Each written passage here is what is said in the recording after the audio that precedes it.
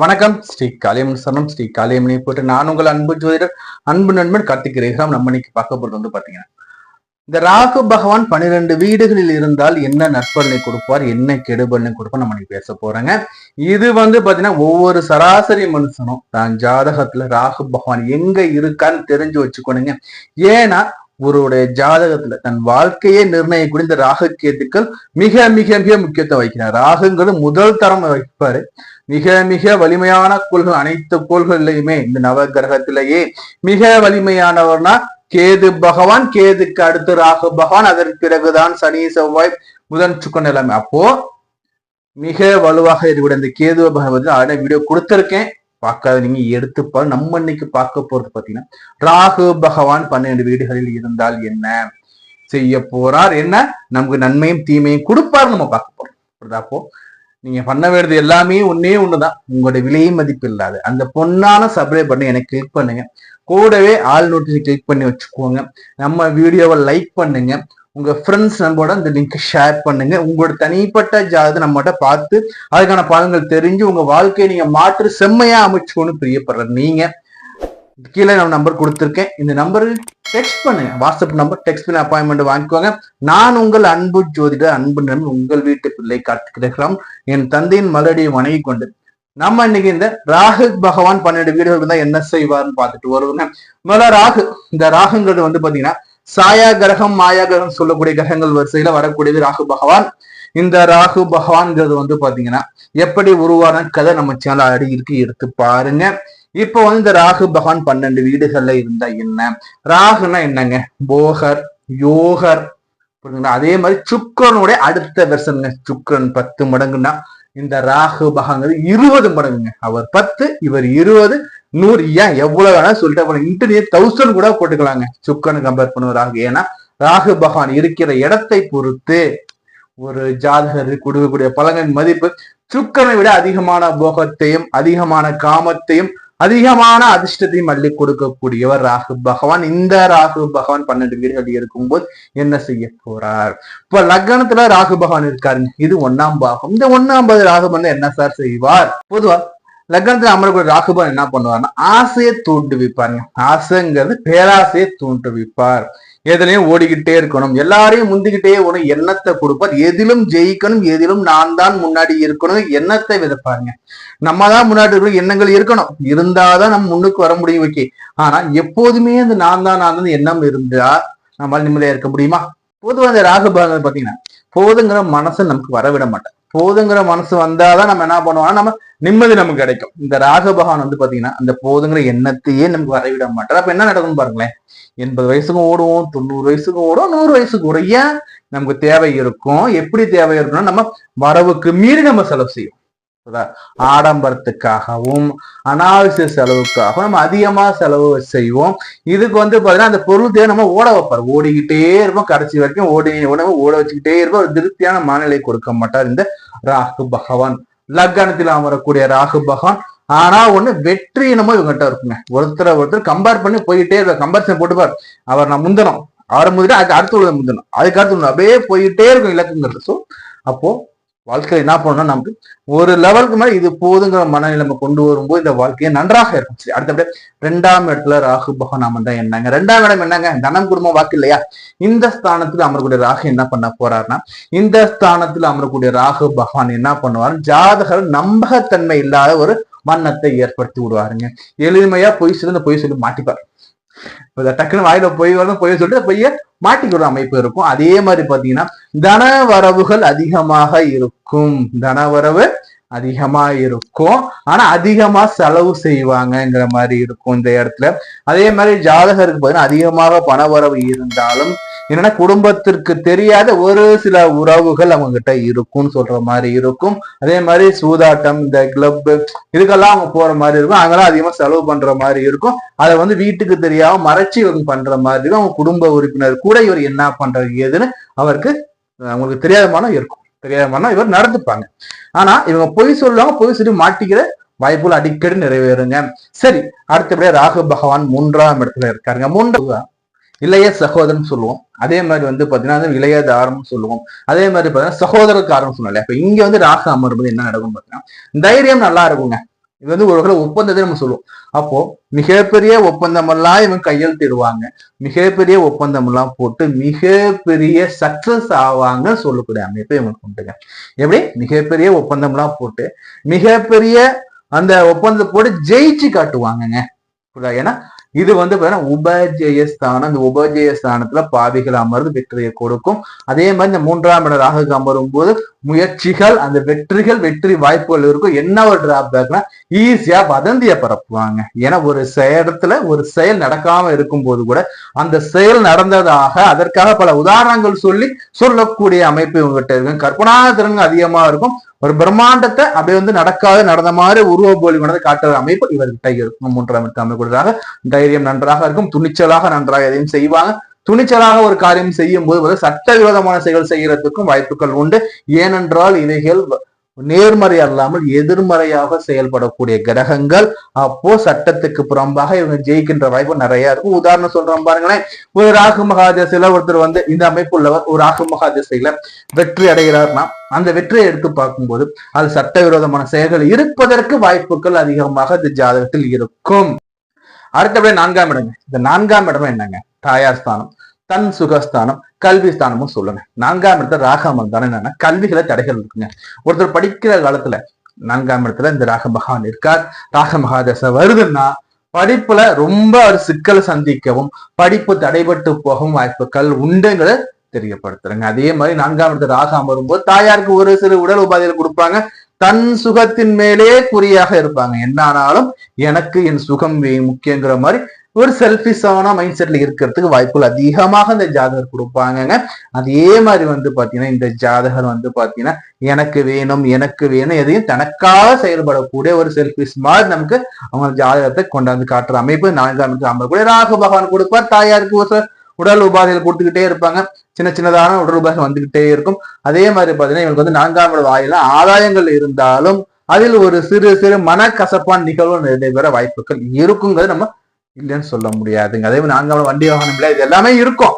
ஆனா அதுலயும் வந்து ஒரு சிறு இடையூறு கொடுக்க வாய்ப்புகள் உண்டு 4ஆம் இடத்துல அமரக்கூடிய ராகு பகவான்.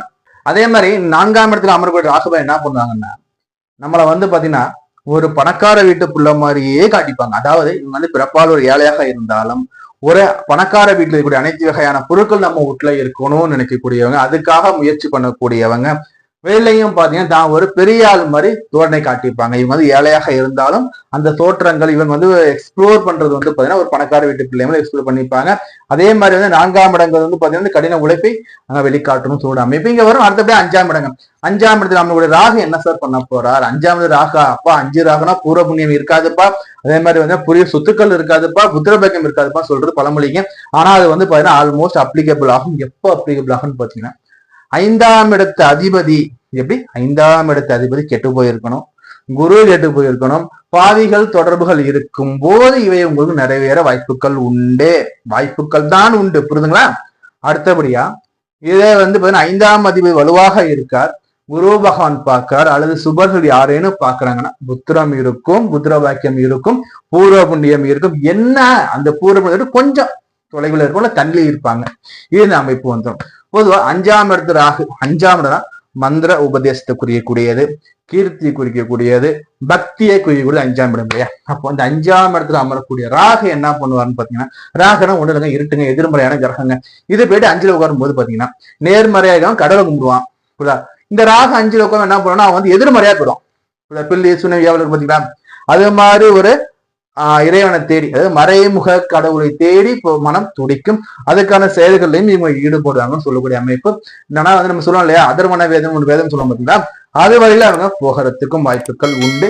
இது சுபர் சேர்க்கை இருந்தால் முற்றிலுமாக மாறி நல்ல விஷயங்கள் நிறைய நடக்கும்னு சொல்லணுங்க. இந்த இடத்துல ஏன் நம்ம சொல்றோம்னா இது வந்து கொடுக்க வாய்ப்புகள் உண்டு. இந்த எண்ணங்களை மூலம் தூண்டும் கிரகங்கள், புரியுதுங்களா? அடுத்தபடியா 6ஆம் இடத்துல, இந்த 6ஆம் இடத்துல என்ன சார் பண்ண போகுது? 6ஆம் என்ன சார்? கடன், நோய், பிணி, பீடை, எதிரி, வம்பு, வழக்கு. அப்போ இந்த இடத்துல ராகு அமரும்போது இவைகள் எல்லாமே உங்களுக்கு இல்லைங்க. அதாவது உபஜயஸ்தானத்துல பாவிகள் அமர்ந்த வெற்றி. அப்போ கடன் இல்லை, உடல் ஆரோக்கியம் நல்லா, எல்லாமே இருக்கும்னு சொன்னாலும் புரியுதா, நெகட்டிவ் எதுவுமே இல்லைன்னு சொன்னாலும் இங்க என்ன பண்ணுவாங்கன்னா ஆடம்பர பொருட்களுக்காக கடன் வாங்குவாங்க. ஒன்றுக்கு மேற்பட்ட கிரெடிட் கார்டு இருக்குங்க, உதாரணம் சொல்லணும்னா. அதே மாதிரி பாத்தீங்கன்னா இந்த கடனை வாங்கி அதுல போடுவாங்க. அந்த சிட் பண்ற இந்த இதுல மாத்துவாங்க. இதை எடுத்து அதுல அப்படியே என்ன கடை ரொட்டேஷன் பண்ணிக்கிட்டே இருப்பாங்க. ஏடிஎம் கார்டு பணத்தை மாத்தி கிரெடிட் கார்டு போடுவாங்க, கிரெடிட் கார்டு திருப்பி அடுத்த அந்த கிரெடிட் கார்டு போடுவாங்க, அதுக்கு அப்படியே மாத்திக்கிட்டே இருப்பாங்க. சில என்ன பண்ணா ஆடம்பர தேவைகளுக்காக கடன் வாங்குவாங்க. இன்னைக்கு ஒரு பொருள் வாங்குவாங்க, ஒரு உதாரணம் சொல்றேன், ஒரு வாஷிங் மிஷினுக்கு ஒரு பிராண்ட் வாங்குறாங்க, ஒரு 10 நாள் இந்த பிராண்ட் நல்லா இல்லப்பா, அந்த பிராண்ட் வாங்க சில அடுத்து போவாங்க, அடுத்து போயிடும். ஸோ அடுத்து வாங்க. அது எப்படின்னா இந்த பொருள்கள் அதே மாதிரி ஆடம்பர செலவுகளை கடன்களை வாங்கிக்கிட்டே இருப்பாங்க. ஆனா கடன் வாங்கினாலும் அடைச்சிருவாங்க. அதுக்கான வருமானங்கள் வரும்னு சொன்னாலும் நம்ம என்ன ரெஃபர் பண்ற, கடன்கள் வாங்காம இருக்கதான் நல்ல விஷயம். புரியுதுங்களா? தப்பு பண்ணாம தான் நல்லா, தப்பு பண்ணிட்டு மாத்திக்கிறேன்னா அது சரியில்லை. அடுத்தபடி 7ஆம் இடம் கலஸ்திர ஸ்தானத்தில் அமரக்கூடிய ராகு. இங்க ராகு 7ல் அமரான்னா அங்க 1ஆம் இடத்துல உங்களுக்கு கேது பகவான். அப்ப என்னன்னா கணவன் மனைவி வாழ்க்கையில ஒரு ஒத்து வராத மனநிலையை கொடுக்க வாய்ப்புகள் உண்டு. அது என்ன சார் ஒத்து வராத மனநிலை? அதாவது கணவன் மனைவிகள் மிஸ் அண்டர்ஸ்டாண்டிங் இருக்குங்க, வாழ்க்கையை கசந்துடும் சொல்லக்கூடிய அமைப்புங்க. அதே மாதிரி பாத்தீங்கன்னா கணவரோட தேவையை மனைவியோட தேவையை இவங்க ஃபில்பில் பண்ணினாலும் இவங்கள பாத்தீங்கன்னா அந்த ஒரு சார்டிபிகேஷன் வர்றதுக்கு இந்த ராகுவும் கேதுவும் தடுத்துக்கிட்டே இருப்பாங்க. புரியுங்களா? அதே மாதிரி என்னன்னா கணவன் மனைவி வாழ்க்கைகளுக்குள்ள தீங்கு இழைக்கிறதுக்கும் வாய்ப்புகள் உண்டு, சந்தேகங்கள் ஏற்படவும் வாய்ப்புகள் உண்டு. அதே மாதிரி 7ங்கிறது கூட்டு தொழில். புரியுதுங்களா? சமூகத்துக்குரிய கூட இல்லையா? அப்ப கூட்டு தொழிலையும் கூட்டு பிசினஸ்லயும் பாத்தீங்கன்னா மிஸ் அண்டர்ஸ்டாண்டிங் வகையில சிறு சிறு கருத்து மோதல்கள், கருத்து வேறுபாடுகள் கொடுக்க வாய்ப்புகள் உண்டு. அப்ப இந்த அமைப்பு இருக்குன்னா நீங்க என்ன பண்ணணும், அதுக்கான ப்ரீகேஷன் நம்ம எடுத்து பண்ணிக்கணுங்க. 8ஆம் இடத்துல ராகு. அடுத்தபடியா 8ஆம் இடத்துல ராகுங்கிறது என்னன்னா 8ங்கிறது பாத்தீங்கன்னா நமக்கு மறைவு ஸ்தானங்கள்ல வரக்கூடியது. இது துர்ஸ்தானம் சொல்லலாம், ஆயுள் ஸ்தானம் சொல்ற மாதிரிலாம். இங்க ராகு அமரும் போது பாத்தீங்கன்னா வெளிநாட்டு போற யோகம் கொடுப்பாங்க, உழைப்பில் இல்லாத அதிர்ஷ்டங்கள் நல்லா கொடுப்பாங்கன்னு சொன்னால் கூட 8ங்கிறது பாத்தீங்கன்னா ஆயுள் ஸ்தானம் இல்லையா? இந்த 8ஆம் இடத்து அதிபதி கெட்டு போயிருந்தாலோ, 8ஆம் இடத்து அதிபதி கெட்டு போய் சனி செவ்வாய் சேர்க்கை இருந்ததுனால ஆயுள முடிக்கின்ற அமைப்பு வந்துடும். இந்த ராகு மகாதேசம் வரும்போது அவருக்கு ஆயுளுக்கு அந்த பங்கமான கண்டத்தை ஏற்படுத்துவாங்க. ஸோ இதெல்லாம் இல்லை சார், நல்லா இருக்குன்னா வெளிநாட்டு யோகம் இருக்கும், புதல் அதிர்ஷ்டங்கள் இருக்கும், ரேஸு சீட்டு கிளப், அதே மாதிரி பார்த்தீங்கன்னா லாட்டரி, ஏதோ ஒரு உழைப்பு இல்லாத அதிர்ஷ்டத்தை கொடுப்பாருங்கிறது ஒரு நிதர்சனமான உண்மை. அதே மாதிரி பார்த்தீங்கன்னா 9ஆம் இடத்துல அமரக்கூடிய ராகு. 9ஆம் இடத்துல அமர ராகுங்கிறது பார்த்தீங்கன்னா தகப்பனுக்கு இருதாரம் இருக்க வாய்ப்புகள் உண்டு, அல்லது தகப்பனாங்கிறது தாயாரை பிறந்து இருக்க வாய்ப்புகள் உண்டு, அல்லது தகப்பனார்கள் வெளியூர்ல இருந்து உழைப்பின் காரணமாக தங்கியிருந்து அடிக்கடி வீட்டுக்கு வந்துட்டு போற மாதிரி அமைப்புகள் இருக்கவும் வாய்ப்புகள் உண்டு. அதே மாதிரி 9ஆம் இடத்துல அமரக்கூடிய ராகுங்கிறது பாத்தீங்கன்னா இந்த பாக்கியஸ்தானம் இல்லையா? சிறு சிறு தடைகளை கொடுக்க வாய்ப்புகள் உண்டு. தகப்பனுக்கும் மகனுக்கும் உறவு முறைகள்ல விரிசல்கள் ஏற்படுத்த வாய்ப்புகள் உண்டு. புரிஞ்சுங்களா? இது பாக்கியஸ்தானம். இங்க சர்ப்பம் அமர்றது அந்த அளவு உசிதம் இல்லை. 10ஆம் இடம் ஜீவனஸ்தானத்துல அமரக்கூடிய ராகு. 10ங்கிறது ஒரு பழமொழியே இருக்குங்க, 10ஆம் இடத்துல ஒரு பாம்பையாச்சும் அடிச்சு போடும்பாங்க. அப்போ 10ஆம் இடத்துல அமரக்கூடிய ராகு பகவான் பாத்தீங்கன்னா உங்களுக்கு தொழில்கள் நன்றாக இருக்கும். ராகுன்னு வரும்போது பார்த்தா புகைப்படத்துறை, ரசாயனத்துறை, வேதியியல் துறை, மருத்துவத்துறை, வெளிநாட்டு வாழ்க்கை, வெளிநாட்டு வாணிகம், வியாபாரம், வெளிநாட்டு வாழ்க்கை, வெளிநாட்டுல ஸ்டிஷனா இருக்கிறது, இது மாதிரி அமைப்புல ராகு பகவான் 10ஆம் இடத்துல அமரும்போது உங்களுக்கு வாரி கொடுப்பாருங்கிறது நிதர்சனமான உண்மை. அடுத்தபடியா 11ஆம் இடத்துல அமரக்கூடிய ராகு. 11ஆம் இடத்துல அமரக்கூடிய ராகுங்கிறது பாத்தீங்கன்னா சர்ப்பங்கள் 11ஆவது அமரும்போது 11 யாரு வந்தாலும் கெடுக்க முடியாது ஐதீகத்துல. இங்க ராகு அமரும்போது இது ஆசைகளை பூர்த்தி செய்யக்கூடிய ஸ்தானம். உங்களுடைய மனதில் இருக்கக்கூடிய ஆசைகளை பூர்த்தி செய்யக்கூடிய இடத்துல ராகு பகவான் அமரும்போது பாத்தீங்கன்னா எப்படியாச்சும் உங்க மனசுல இருக்க ஆசைகளை நிறைவேறிடுங்க. மனசுக்குள்ள ஆசை இருக்குங்க, சின்ன பிள்ளை எந்த ஆசை சார் எனக்குன்னா இந்த ராகு மகா தசை வரும்போதோ இல்ல ராகுவோட காலகட்டம் வரும்போதோ உங்களுக்கு பாத்தீங்கன்னா அந்த மனதில் இருக்கக்கூடிய ஆசைகள் உங்களுக்கு நிறைவேற்றி கொடுப்பார். மனதில் இருக்க ஆசை நிறைவேறக்கூடிய ஸ்தானம்ங்கிறது பாத்தீங்கன்னா 11ஆம் இடத்துல அமரக்கூடிய ராகு பகவான்ங்க. அடுத்தபடியா பாத்தீங்கன்னா ராகு பகவான் 12ஆம் இடத்துல அயன சயன போக சுகஸ்தானத்துல ராகு பகவான் அமரும்போது பாத்தீங்கன்னா என்ன சார் பண்ணும்? 12ஆம் இடம் மோட்ச ஸ்தானத்திலையும் வரும், படுக்கை அறையும் வரும். அதே மாதிரி பாத்தீங்கன்னா அயன சயனம் உங்களுடைய படுக்கை அறை குறிக்கிறது அல்லவா? இங்க ராகு அமரும்போது அதீத காம சிந்தனை கொடுக்க வாய்ப்புகள் உண்டு. அதே மாதிரி பாத்தீங்கன்னா அடிக்கடி பிரயாணம் பண்ற வாய்ப்புகள் இருக்கும். தொழில் நிமித்தமாகவும் அல்லது வேறு ஏதோ காரணத்துல அடிக்கடி நம்ம வந்து வெளியூர் போறதுக்கும் சுற்றுப்பயணம் போற வாய்ப்புகள் இருக்கும். சிலர் வந்து பாத்தீங்கன்னா பஞ்சம் பிழைக்கிறது, பரதேச வாழ்க்கைகள், இதுமான வாழ்க்கைகளை கொடுக்கறதுக்கு ராகு பகவான் 12ஆம் இடத்துல இருக்கும் போது இந்த அமைப்புகள் கொடுக்க வாய்ப்புகள் உண்டு. அதே மாதிரி அதீத காம சிந்தனைகள் இருக்கும், அதனால் வரக்கூடிய பிரச்சனைகள் சந்திக்க வாய்ப்புகள் உண்டு.